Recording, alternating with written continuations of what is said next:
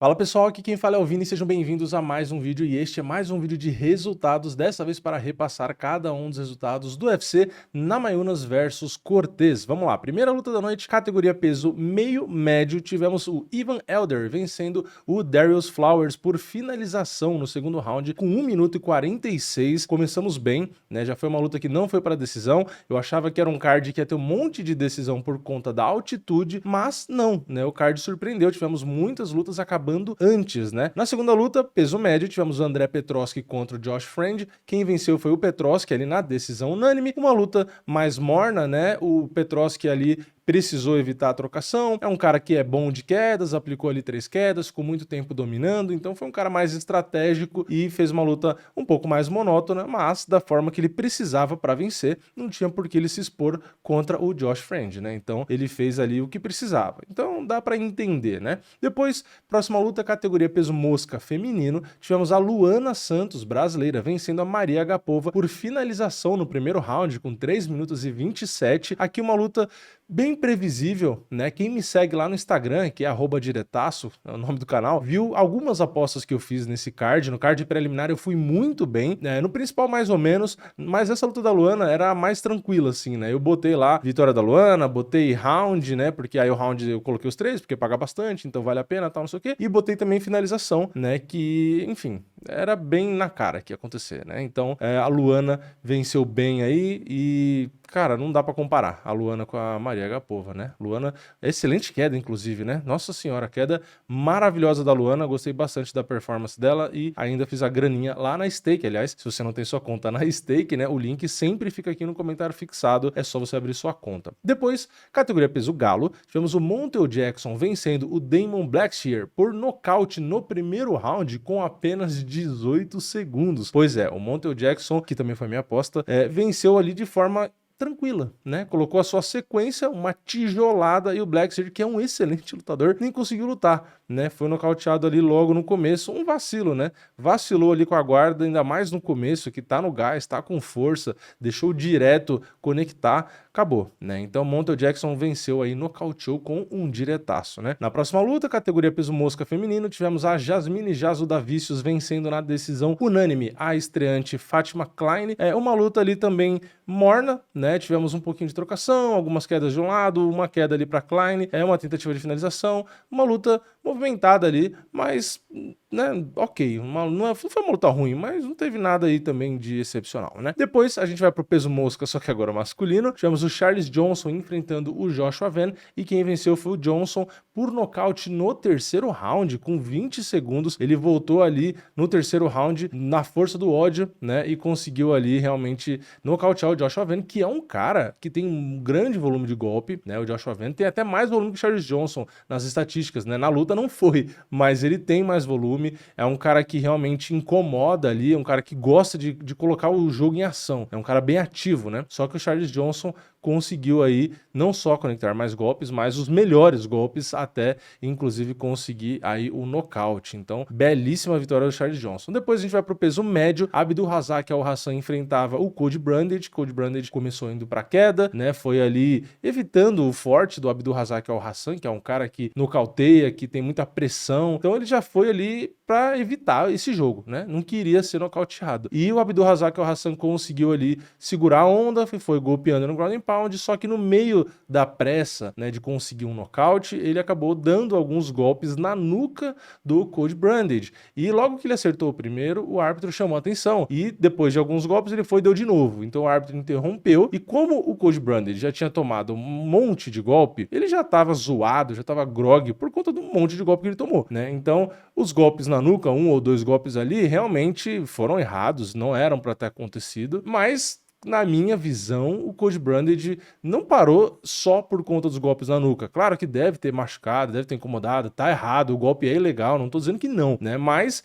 ele, se realmente estava sentindo como disse, foi por conta de todos os trocentos mil golpes que ele tomou. Mas não adianta, seria injusto de qualquer forma o Abdulrazak Alhassan vencer por nocaute, porque ele acertou realmente golpes legais. Então o Abdulrazak Alhassan acabou pagando pelo erro dele. Apesar de eu entender a urgência de você colocar volume para nocautear o cara que tá mal e tal, não sei o quê, você não pode dar golpe na nuca, né? E ele ainda teve sorte, porque o árbitro entendeu, caramba, tá difícil, entendeu que os golpes foram sem intenção. Ainda bem, porque o árbitro podia dizer, não, o primeiro foi sem intenção, mas no segundo eu já tinha avisado, podia ter interpretado de uma forma que ele seria desclassificado, e não foi. A luta ficou sem resultado, é o no contest que a gente fala. Então, o Cold Branded não sofreu um nocaute e o Abdulrazak Al-Hassan não sofreu desclassificação. Então, ficou sem resultado. Ninguém ganhou, ninguém perdeu. Na verdade, a gente que sofreu aí com um anticlímax, né? Parecia que ia ser um nocaute rápido ali, legal e tal, e acabou ficando uma luta sem resultado. Depois, no peso pena, Julian Erosa enfrentou o Christian Rodrigues. O Julian Erosa finalizou no primeiro round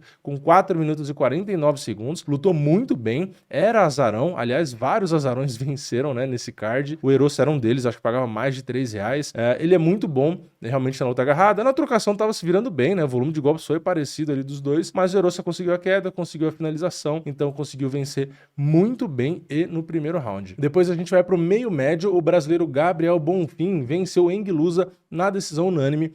Lutou muito bem o Gabriel. O Enguilusa é um cara que tinha, né, 90% de defesa de quedas. Eu falo tinha porque ele tomou uma queda aqui, então talvez mexa ali, né, nas estatísticas. E foi um cara duro, né, o Lusa como adversário, né, porque ele conseguiu 4 quedas em cima do brasileiro, realmente fez um jogo ali de pressão, mas o Gabriel tava com um volume de golpes muito maior na trocação, né, mais habilidoso realmente. Até o condicionamento físico dele ali, como ele não ficou ele fazendo esse jogo de entrar em queda que o Enguilusa fez, e aparentemente o Lusa tem mais massa magra, então talvez isso tenha desgastado ele mais. Enfim, o Gabriel tava numa condição melhor, ele conseguiu vencer aí na decisão. Então, praticamente o dobro do volume, né, de golpes significativos. Tem ali as suas armas na luta agarrada, mas dava para vencer ali tranquilamente, né, na luta em pé, porque o Lusa tava lento, tava sem volume. Então, o brasileiro venceu aí, na minha opinião, na base da estratégia mesmo, né, do QI de luta. Deixou o Lusa eventualmente ali, derrubou, tal, não sei o que, beleza, mas não ofereceu grandes riscos e quando tava em pé conseguiu dominar, né? Tava com um bom condicionamento, difícil lutar bem e com tanto volume de golpe ali na altitude, mas o brasileiro conseguiu. Aliás, se a gente for olhar aqui as estatísticas, né? Vou até dar uma atualizada aqui só para ter certeza, mas estatisticamente o Gabriel foi o cara que mais conectou golpes significativos nesse evento, né? Foi o único que conectou mais de 100 golpes significativos, ele conectou 101. Então o Gabriel tava aí no gás e conseguiu essa boa vitória, né? Depois, categoria peso leve, aqui para mim a cereja do bolo, né? Não saiu ainda, não saíram os bônus, né, enquanto eu gravo o vídeo, que acabou de terminar o evento, mas tem que ser a luta da noite, né? Jean Silva e Drew Dober, e cara, é sensacional, né? Eu não sei nem por onde eu começo. O brasileiro Jean Silva, no peso leve, venceu o Drew Dober por nocaute, no terceiro round com 1 minuto e 28. Nas bolsas de apostas, quando confirmaram a luta, tava bem parelho, tava praticamente 50-50. Depois, com leve favoritismo pro Jean Silva.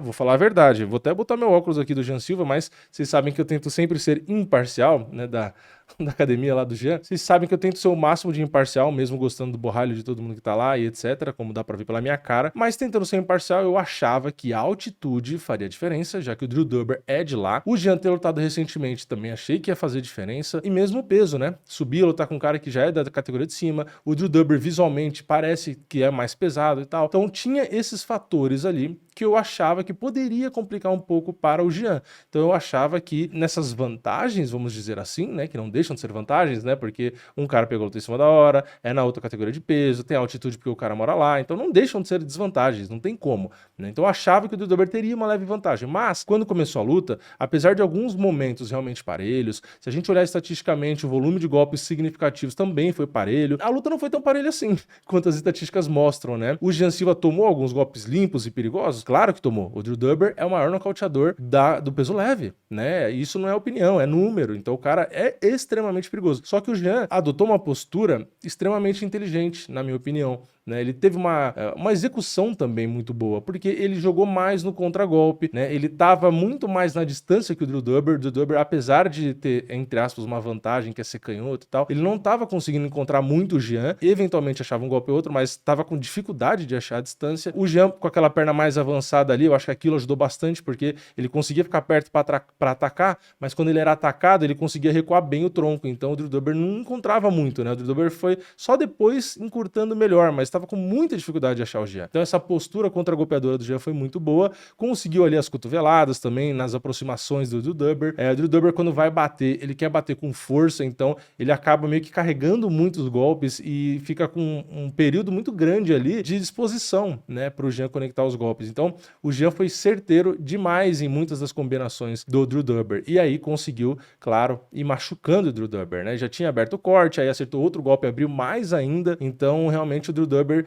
apesar de ser um cara guerreiro, um cara extremamente habilidoso, perigoso para qualquer um da categoria, é um cara que não dá espaço para você lutar, enfim, deve ser difícil lutar contra o Drew Dober. O Jean conseguiu ter uma postura, como eu falei, uma estratégia que foi suficiente não só para vencer, como para vencer muito bem. Ele conseguiu bater no cara em pé e machucar bastante um cara que é o terror ali nessa área, né? O terror pra tocar porrada. Não é fácil ganhar e trocar porrada contra o Dober, pegando ainda mais alto em cima da hora na altitude e na outra categoria de peso. Então, por mais que eu achasse que o Dober tinha algumas vantagens, mas reconhecesse que o Jean poderia vencer, eu não imaginava, tá? E aqui, como sempre, não tem problema nenhum em falar que eu não achava isso, que eu tô errado. Não achava que o Jean ia vencer tão bem. Vencer poderia vencer, mas eu não acreditava que ele venceria tão bem assim. Então me surpreendeu demais, subiu muito mais ainda no meu conceito e, sinceramente, é um dos caras que eu já tá entrando aqui, né, na minha lista de favoritos de assistir, tá? Porque realmente é um cara emocionante para se assistir, né? O cara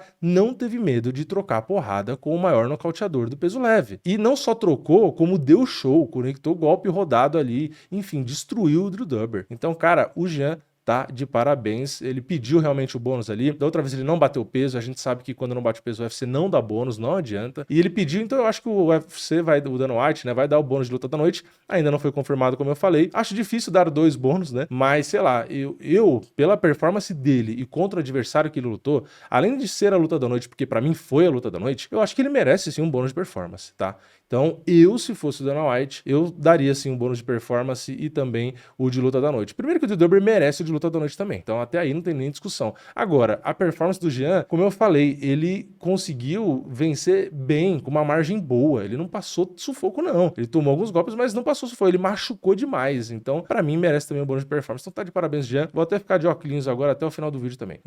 E vamos pra próxima e penúltima luta. Muslim Salikov enfrentou o Santiago Ponzinibbio. O Salikov venceu na decisão dividida. Eu apostei no Ponzinibbio, mas como eu apostei pela stake que tem a promoção de decisão dividida, eu recebo pelo menos o dinheiro de volta, e ainda bem, porque eu nem concordo com o resultado, e não é porque eu apostei no Ponzinibbio, pelo amor de Deus, né? Se a gente olhar até no MMA Decisions, o Ponzinibbio venceu para a maioria dos especialistas, né? E eu acho que ele venceu porque ele teve mais volume ali, né, de jogo em si, né? Ele foi para cima ali, ele buscou a luta o tempo inteiro, teve 2 quedas conectadas, teve tempo de domínio.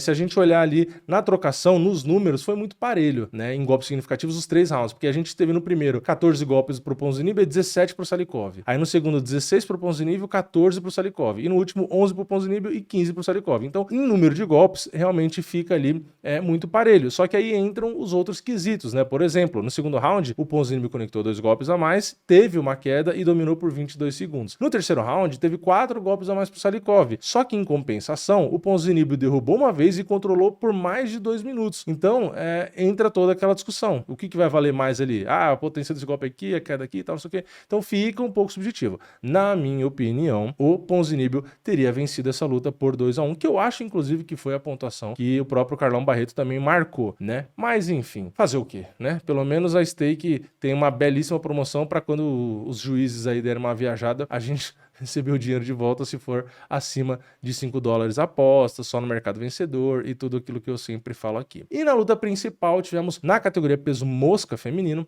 Rose Namajunas contra Tracy Cortez. A luta foi ok, tá? Não vou falar que foi uma luta boa e também não vou falar que foi uma luta ruim, foi uma luta ok, é bem esse termo, uma luta ok, não é uma luta que eu vou reassistir, não faço questão nenhuma de reassistir, mas enfim, foi legal, sei lá, da metade pro final, ficou um pouco melhor, né? Porque assim, o primeiro, segundo, terceiro round foi um monólogo. A Tracy Cortez, não sei o que aconteceu, não sei se estava com medo de cansar, ou medo da própria Rose Namajunas, ou se frustrou ali da Rose Namajunas estar muito rápida e na distância, não sei o que aconteceu, não sei se foi porque perdeu o cílio postiço ali, mas ela não estava lutando, né? Então, é óbvio que a Rosa Namajunas é melhor que a Tracy Cortez, não me entendam mal. Mas dava pra Tracy Cortez ter feito alguma coisa no primeiro, segundo, terceiro round. Então ela basicamente assistiu, ficou de espectadora. E aí no quarto e no quinto round, quando o corner começou a puxar a orelha e tal, não sei o que, a Tracy tentou colocar um pouco mais o jogo, começou a ser um pouco mais agressiva, enfim, colocar volume, andar pra frente, soltar o golpe com mais força e começou a conectar. Então eu acho que ela começou a acordar pra vida, falou, olha, dá pra eu realmente acertar, dá pra eu fazer alguma coisa. Então ela começou a gostar ali do jogo e a Rose Namajunas, por outro lado, começou a dar uma decaída, né? Não sei se é porque tomou golpe e também começou a ficar meio assustada ou se cansou. Enfim, eu acho que até desgastou mais ela mesma, que é dali, do que a Tracy Cortez, porque a Tracy Cortez terminou realmente com mais volume. Até quando acaba a luta e mostra as duas, a Tracy Cortez tá bem menos ofegante que a Rose, né? Então, no quarto e no quinto round, a Tracy Cortez lutou muito bem. E pra mim, venceu realmente o quarto e o quinto round. Então, na minha opinião, seriam 3-2 ali. 3 rounds claros pra Rose, 2 ali pra Tracy Cortez. Só que talvez ali um ou outro da Tracy Cortez até dê pra enxergar pra Rose Namajunas. Então, não é uma luta que daria pra enxergar a Tracy Cortez como vencedora, tá? Só pra deixar claro, a Rose venceu. Mas a minha sensação com o quarto e quinto round é que se a Tracy Cortez tivesse tido essa vontade a mais aí antes, seria uma luta bem mais difícil para a Rose Namajunas, né? Eu acho que a Tracy se frustrou porque o jogo dela, teoricamente, né, é abafar um pouco, conseguir algumas quedas e tal. E quando elas clinchavam, ela tinha dificuldade. Ela tomou 5 quedas, a Rose Namajunas tentou 5 quedas e derrubou as 5, né? Então eu acho que isso frustrou um pouco. A Rose Namajunas dominou por mais de 6 minutos. Então assim, ela conseguiu ser superior mesmo no jogo da Tracy. Então a Tracy acho que realmente sentiu esse psicológico e depois acordou mais pro finalzinho ali. Só que aí já era tarde. Então a Rose, pra mim, continua sendo uma das melhores lutadoras em atividade, né? Ela é excelente na trocação, excelente ali no clinch, nesse jogo pra botar na grade, nas quedas, mesmo no chão, tem um gás muito bom. Então assim, a Rose é uma lutadora extremamente completa. A Tracy Cortez foi guerreira, né? Como eu disse, durou, mesmo na altitude, os 5 rounds. Teve esse vacilo aí realmente de não lutar 3 rounds, né? Mas ainda assim depois começou a lutar e pegou a luta ali numa maneira, né, em cima da hora, um pouco complicada, uma baita lutadora que é a Rose, então nem acho que é tanto, por mais que a Tracy não tenha lutado nos 3 primeiros rounds, nem acho que essa luta, essa derrota pega tão mal pra ela, tá? Na minha opinião. Pelo menos ela provou e fez alguma coisa nos 2 últimos rounds e mostrou que ela tem capacidade sim de entregar a luta, né? Se ela tivesse perdido os 5 rounds como ela perdeu o começo, né, os 3 primeiros, né? Se ela tivesse perdido o quarto e o quinto, como ela perdeu o primeiro, segundo e terceiro, realmente ia falar, pô, ela tá realmente muito abaixo.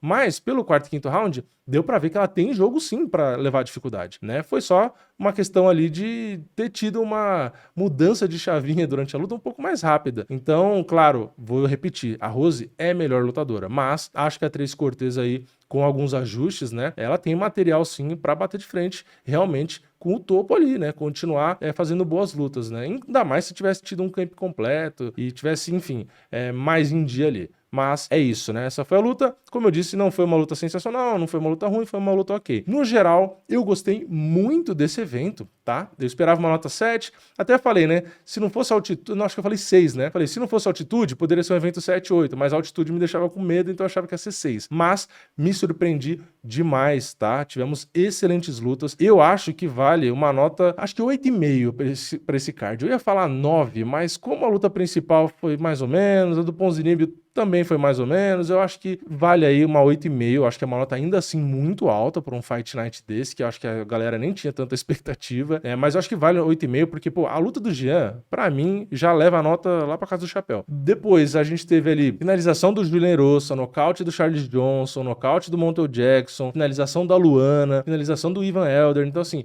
muita luta, e teve luta que foi pra decisão, mas que também foi boa, então muita emoção realmente, muita luta, que mostraram garra ali, né? Então, sinceramente, gostei bastante, acho sim que vale aí um 8,5, né? Se a luta principal tivesse tido um pouquinho mais de emoção, se a do Ponzinibbio e Salikov fosse mais a guerra que eu achei que ia ser, também ia aumentar um pouco a nota, mas no geral, eu acho que é isso, né? Tá ótimo, eu esperava a nota 6, foi 8,5, pô, gostei demais. Mas é isso, eu quero saber a opinião de vocês, comentem aqui embaixo, o que vocês acharam desse card, vocês gostaram assim como eu ou não? O que vocês acharam da performance do Jean Silva? Vocês gostaram também tanto quanto eu ou eu estou empolgado demais? Comenta aqui embaixo, deixa o like no vídeo se você gostou, se inscreve no canal, ativa o sininho e eu vejo vocês na próxima. É nóis, valeu, falou!